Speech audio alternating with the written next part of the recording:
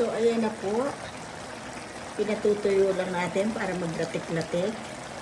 Ayan, kinlos up ko na lang. Ayan. Hello po, tagi-tagilid yung camera ko. Mga kaibigan, samahan niyo po ako magluto nung puso ng saging na pinitas natin doon sa mini garden. So, eto po, hiniwa-hiwa ko na kanina, pinitas ni Francis kahapon. Ngayon ko palang iluluto. So, eto na nga po yung ating puso ng saging, kinlosap ko. Ayan yung smoke na orange honey flavor na boneless na bangus. Hihimayin ko po yan. Pinakita ko lang sa inyo. Tapos may konting hipon. Ayan. Tapos ito, gata, dalawa to. Tapos bagoong. Gigisa natin siya sa bagoong. So, ang ano ko lang, bawang, sibuyas, luya, sili, paminta, at saka yan na po yan. Ayan, sinet. Ayan, pinakita ko na sa inyo kinlosap ko. So, hihimayin ko muna po itong bangos na ating isasahog sa ating ginataang puso ng saging. So, maglalagay po tayo ng konting oil kasi magata yan. Late na ako nagluto kasi nag-deliver ng tinapa. May nag-order sa akin na 5 kilos. So, pag malapit, dinideliver ko sabay grocery na. Yan. Pwede naman po magpalalamog, mga gusto. Mamili lang ng mga kung ano gusto nilang pang smoke, hickory, o lemon, lemongrass, honey, sugarcane. Yun po ating smoke. Mararamdaman nyo po, malalasahan nyo sa ating tinapa. So, unahin ko po itong mga luya para maprito siya. Matanggalan lang siya ng hipon at saka yung bagoong alamang na ilalagay natin sa ating igagatang puso ng saging pinitas natin doon sa mini garden. Ayan. Ako, nanonood dyan kay alaga. O, pinakain ko na sila. Ayan. Mura na luya nilagay ko kasi masarap. Makakain nyo. Sunod natin yung bawang. Ayan. So, ilagay na po natin ang sibuyas. Kahit mahal ang sibuyas, hindi po ako nagtitipid sa sibuyas. Kasi yan ang nagbibigay ng lasa, yung bawang at saka sibuyas. Lagay na natin yung sili para masinghot-singhot natin. So, ito na po yung tinapa na nagtira ako na isang piraso, may nag-order. Sabi ko, kinain namin ni Francis yung kalahati, yung buntot kain ng lunch. Kasi malaki siya. Ngayon, yung ulo, yung kalahati ng tinapa, sasahog natin sa ating puso ng saging. May hipon konti, tsaka tingnan natin kung ano lasa. Kasi usually dati, sinasahog ko puro baboy, hipon lang. Eh ngayon, may tinapa. Tingnan natin kung ano lasa. So, lagyan na natin ng ito. Dumaan pa ako ng palengke kanina. Naubos yung bagoong ko. Baka maalat to eh. Hindi ko siya maano. Ayaw ko maghawak. Ayan, konti muna. Baka po kasi maalat. Ayan, nakita nyo na. Babalik ko muna yung camera. Lagyan natin hipon. Yun. So ngayon, ito lalagay na natin dito sa planggana nilagay kasi kailangan nakababad sa tubig. Medyo namula na nga eh, kasi kanina ng maga ko pa to sinap-chap.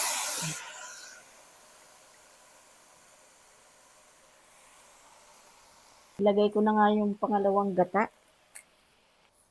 Uy, sumirit. Pangalawang gata muna po ilagay natin. Ba, isang puso lang po ito ng saging. Ang laki oh.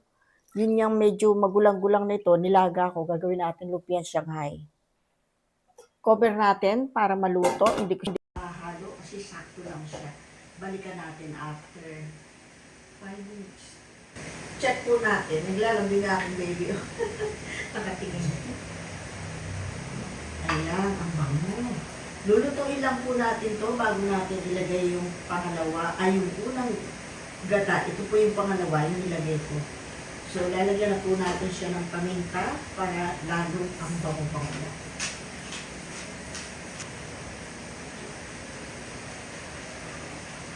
Lutuin muna natin yan ng konti. Balikan natin yung mamaya.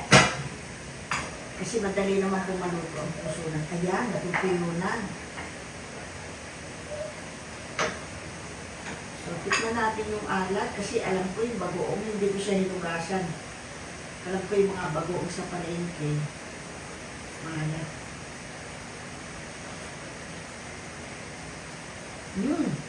Teka muna. Yung alat niya pero ang sarap. Tatagtsayin ko. Parang maalat na. Maalat na pero pag nilagay ko yung gata, lagay muna natin yung isa, baka pwede yung isa. Tapos ipipreserve ko na lang ulit yung isa para magamit sa iba. Small. Hindi po 40 isa. Yan, medyo melted pa siya gawa ng galing sa rep.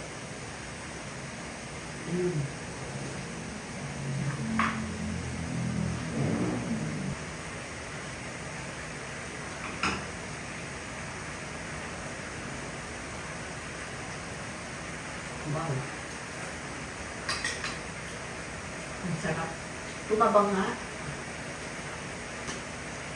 Lagyan natin ng konting asin. Ayan siya.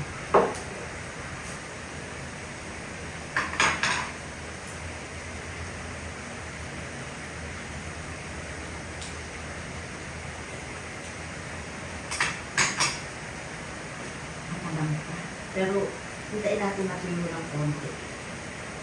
Balikan natin mga 2 minutes. Kulang sa gata. Ilagyan na natin ito. Huwag na tayo magtipid. Kasi, akala ko yung puso ng saging na yan, maliit lang. Ay, sumilit na. Maliit.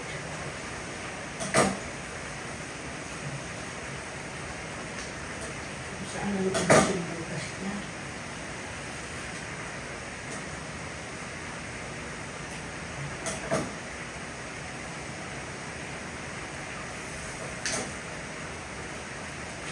Yun.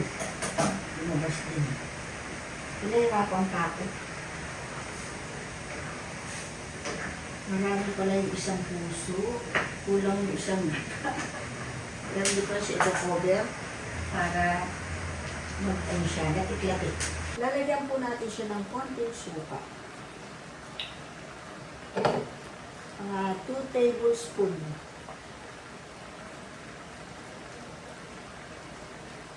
Yan.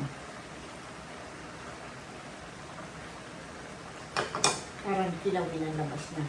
At saka protection po sa hindi siya madaling mapanis. Napakainit po ng bahay. So, ayan na po. Pinatutuyo lang natin para maglatik-latik. Ayan. Kinlose up ko na lang. Ayan. Napakasarap po ng ating puso ng saging. Isa lang yan pero ang dami pala. Oh. Ayan. Wow! Patayin ko lang, baka matuyo. Sarap yun eh. Sauce na. Ayan.